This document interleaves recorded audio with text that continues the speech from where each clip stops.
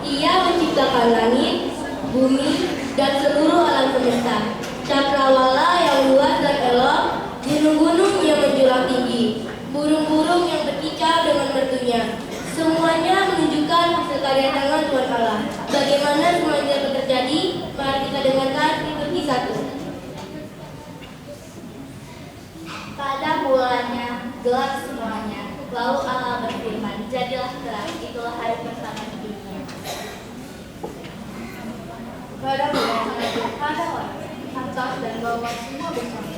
Allah berfirman, rohlah pun jadi. Itulah hari kedua. Pada mulanya belum ada tanah yang menumbuhkan tanaman. Berfirmanlah Allah, jadilah danau. Itulah hari ketiga. Pada mulanya belum ada matahari juga terbentang.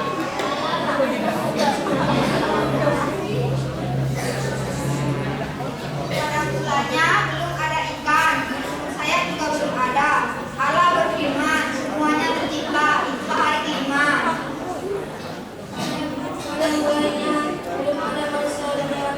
Allah berfirman menjadikan semuanya. 6 hari Allah menciptakan langit dan bumi beserta isinya, lalu beristirahat dan memberkati hari ke-7.